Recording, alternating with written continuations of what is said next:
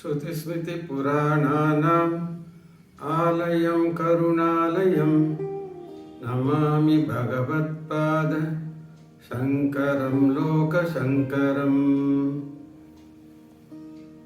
ನಮಸ್ಕಾರ ಆಧ್ಯಾತ್ಮಿಕ ಬಂಧುಗಳೇ ಮತ್ತು ಬಾಂಧವರೇ, ನಾನು ಸ್ವಾಮಿನಾಥನ್ ಸುಬ್ರಹ್ಮಣ್ಯನ್. ಶ್ರೀ ಆದಿಶಂಕರರು ರಚಿಸಿದ ಶ್ರೀ ಸುಬ್ರಹ್ಮಣ್ಯ ಭುಜಂಗಂನ 8ನೇ ಸ್ತೋತ್ರವನ್ನು ಈಗ ನಾವು ಅನುಭವಿಸಲಿದ್ದೀವಿ. ಈ 8ನೇ ಶ್ಲೋಕದಿಂದ ಹಿಡಿದು 17ನೇ ಶ್ಲೋಕವರೆಗೂ ಸುಬ್ರಹ್ಮಣ್ಯನ ಅಂಗಗಳ ವರ್ಣನೆ. ಸಂಪ್ರದಾಯ ಪ್ರಕಾರ ಹೆಣ್ಣು ದೇವರಾಗಿದ್ದರೆ ಕೇಶದಿಂದ ಹಿಡಿದು ಪಾದದವರೆಗೂ ವರ್ಣನೆ ಮಾಡ್ತಾರೆ. ಗಂಡು ದೇವರಿಗೆ ಪಾದದಿಂದ ಹಿಡಿದು ಕೇಶವರೆಗೂ ವರ್ಣನೆ ಮಾಡ್ತಾರೆ. ಆದ್ದರಿಂದ ಸುಬ್ರಹ್ಮಣ್ಯನ ವರ್ಣನೆ ಮಾಡುವಾಗ ಇವರು ಪಾದದಿಂದ ಪ್ರಾರಂಭ ಮಾಡ್ತಾರೆ. ಈ ಒಂದು ವಿಶೇಷ ಏನೆಂದರೆ, ಈ ಒಂದು ಅಂಗವರ್ಣನೆ ಸ್ತೋತ್ರ ಶಿವನಿಗೆ ಮಾತ್ರ 2 ಮಾಡಿದ್ದಾರೆ.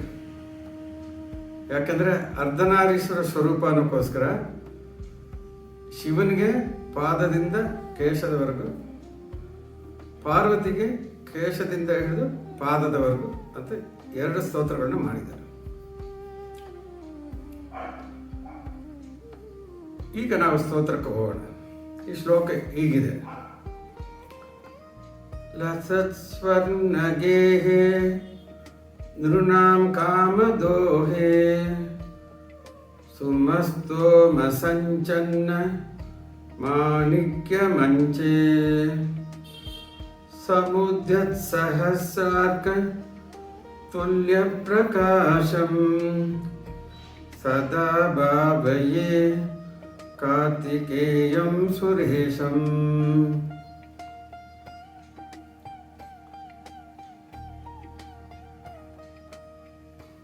ಲಸತ್ ಸ್ವರ್ಣ ಗೇಹೆ. ಗೇಹೆ ಅಂದರೆ ಗೃಹ, ಮನೆ ಅಂತ, ವಾಸಸ್ಥಳ. ಅದು ಸಿಕ್ಕಾಪಟ್ಟೆ ಪ್ರಕಾಶಮಾನವಾಗಿದೆ, ಹೊಳಿತಾ ಇದೆ. ಯಾವ ಥರ? ಸ್ವರ್ಣದ ಥರ. ಇದರಲ್ಲಿ ಗರ್ಭಗುಡಿಯನ್ನು ಅವರು ವಿವರಣೆ ಮಾಡ್ತಾ ಇದ್ದಾರೆ. ಸುಮಸ್ತೋಮ ಸಂಚನ್ನ ಮಾಣಿಕ್ಯ ಮಂಚೆ. ಸುಬ್ರಹ್ಮಣ್ಯ ಎಲ್ಲಿ ಕೂತಿದ್ದಾನೆ ಅಂದರೆ, ಸುಮ ಹೂಗಳು, ಸ್ತೋಮ ಗೊಂಚು, ಹೂಗಳ ಗೊಂಚು, ಸಂಚನ್ನ ಈ ಥರ ಪುಷ್ಪಗಳಿಂದ ಅಲಂಕರಿಸಲ್ಪಟ್ಟಿರುವಂಥ ಮಾಣಿಕ್ಯ ಮಂಚೆ. ಒಂದು ನವರತ್ನಗಳಲ್ಲಿ ಒಂದು ಕೆಂಪು ಬಣ್ಣದ್ದು, ಅದರದ್ದು ಒಂದು ಮಂಚೆ ಅಂದರೆ ಮಂಚ ಅಂತಲ್ಲ, ಒಂದು ಪೀಠ, ಅದರಲ್ಲಿ ಆರೂಢನಾಗಿದ್ದಾನೆ. ಇವರು ದರ್ಶನ ಮಾಡ್ತಾ ಇದ್ದಾರೆ. ಆ ಒಂದು ದರ್ಶನ ಮಾಡೋದ್ರಿಂದ ಏನು ಫಲ ಅಂದರೆ, ನೃಣಾಂ ಕಾಮದೋಹೆ. ಪುನಃ ಇವರು ನರರ ಬಗ್ಗೆನೇ ಹೇಳ್ತಾ ಇದ್ದಾರೆ. ಅದರಿಂದಾಗಿ ಇವರು ಸಾಧಾರಣ ಮನುಷ್ಯರು ಅನ್ನೋಕ್ಕೋಸ್ಕರ ಅವರ ಆಸೆಗಳೆಲ್ಲ ಯಾವ ಥರ ಇರುತ್ತೆ ಅಂದರೆ, ಒಂಥರ ಭೋಗ ವಸ್ತುಗಳು ಆಸೆನೇ ಇರುತ್ತೆ. ಅದಕ್ಕೆ ನೃಣಾಂ, ನೀನು ಸಾಧಾರಣ ಮನುಷ್ಯನಾಗಿರೋದ್ರಿಂದ ಕಾಮದೋಹೆ, ಆಸೆ ಪಡುವಂಥ ಭೋಗ ವಸ್ತುಗಳನ್ನು ನಾನು ಕೊಡ್ತೀನಿ ಅನ್ನೋ ಥರ ಇದೆ.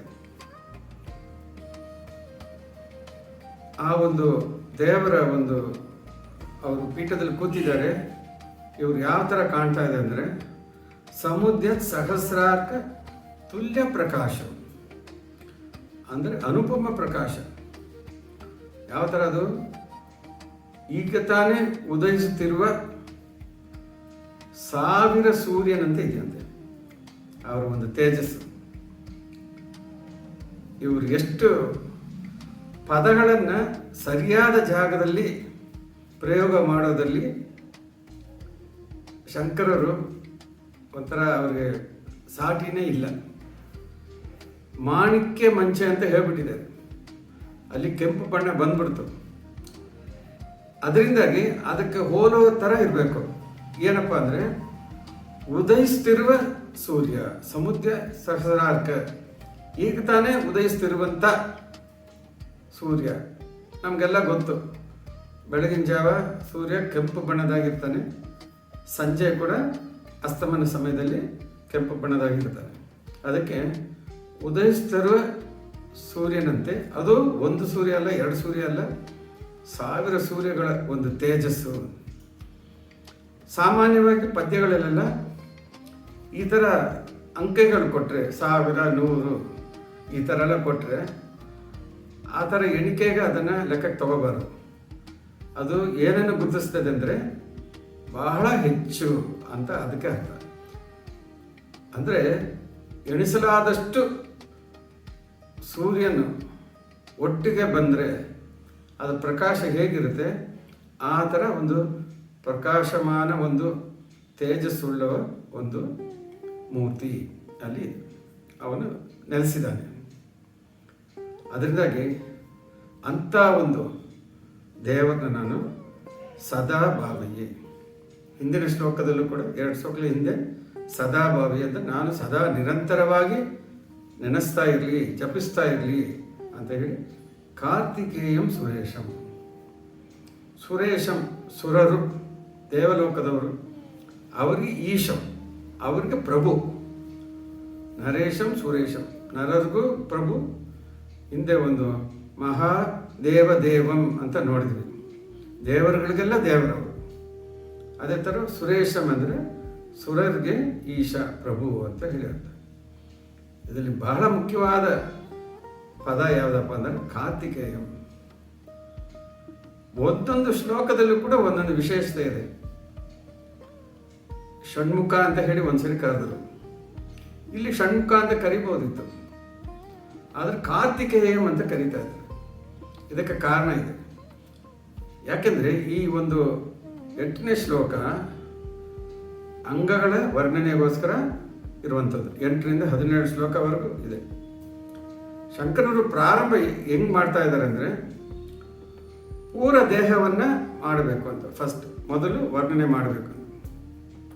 ಇವರು ಷಣ್ಮುಖ ಅಂತ ಹೇಳಿಬಿಟ್ರೆ ಏನಾಗುತ್ತೆ, 6 ಮುಖ, 12 ಭುಜಗಳು, ಆದರೆ ಒಂದೇ ಶರೀರ, 2 ಪಾದ ಹಂಗಾಗ್ಬಿಡ್ತದೆ, ಪೂರ್ಣ ದೇಹ ಬರುವುದಿಲ್ಲ. ಅದಕ್ಕೆ ಇವರು ಏನು ಹೇಳ್ತಿದ್ದಾರೆ, ಕಾರ್ತಿಕೇಯಂ, ಕಾರ್ತಿಕೆ ಕನ್ಯರು ಅವರು ಬೆಳೆಸಿದ್ದು.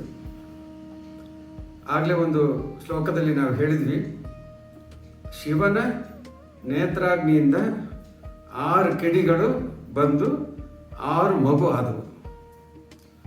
ಅದನ್ನು ಈ ಕಾರ್ತಿಕೆ ಕನ್ಯರು ಅವರು ಏನು ಮಾಡಿದ್ರು, ಅದನ್ನು ಪಾಲಿಸಿದರು. ಅದರಿಂದಾಗಿ 6 ಮಗು ಇದೆ. 6 ಮಗು ಇದೆ ಅಂದರೆ 6 ದೇಹ, 6 ಶರೀರ, ಇಲ್ಲಿ ಯಾವುದು ಕಡಿಮೆ ಆಗೋದಿಲ್ಲ. ಅದೇ ಷಣ್ಮುಖ ಅಂತ ಹೇಳಿಬಿಟ್ಟಿದ್ರೆ 6 ಮುಖ ಏನೋ ನಮಗೆ ಸಿಗುತ್ತೆ, 12 ಭುಜಾನೂ ಸಿಗುತ್ತೆ, ಆದರೆ ಒಂದೇ ಒಂದು ಶರೀರ ಸಿಗುತ್ತೆ. ಇಲ್ಲಿ ಕಾರ್ತಿಕೇಯ ಅಂತ ಹೇಳಿರೋದ್ರಿಂದ 6 ದೇಹನೂ ಸಿಗುತ್ತೆ. ಈ ಪೂರ್ಣ ದೇಹ ಯಾವ ಥರ ಇದೆ ಅಂದರೆ, ಹಲವಾರು ಎಣಿಸಲಾದಷ್ಟು ಸೂರ್ಯ, ಅದು ಬೆಳಗಿನ ಸೂರ್ಯ, ಮುಂಜಾನೆಯ ಸೂರ್ಯ ಒಟ್ಟಿಗೆ ಬಂದರೆ ಯಾವ ಥರ ಕೆಂಪುಮಯವಾಗಿರುತ್ತೋ ಆ ಥರ ಈ ಒಂದು ಶರೀರ ಇದೆ. ಅದನ್ನು ಇವರು ನಮಸ್ಕರಿಸ್ತಾ ಇದ್ದಾರೆ. ಬಹಳ ಅದ್ಭುತವಾದ ಶ್ಲೋಕ. ಇನ್ನು ಮುಂದೇನು ಕೂಡ ನಾವು ಒಂದೊಂದು ಅಂಗಗಳಾಗಿ ಹೋಗ್ತೀವಿ. ಆಗಲೇ ಹೇಳ್ದಂಗೆ ಸುಬ್ರಹ್ಮಣ್ಯ ಗಂಡುದೇವರಾಗಿರೋದ್ರಿಂದ ಪಾದದಿಂದ ಪ್ರಾರಂಭ ಮಾಡಿ ಕೇಶದವರೆಗೂ ಹೋಗ್ತಾರೆ. ನಮಸ್ಕಾರ.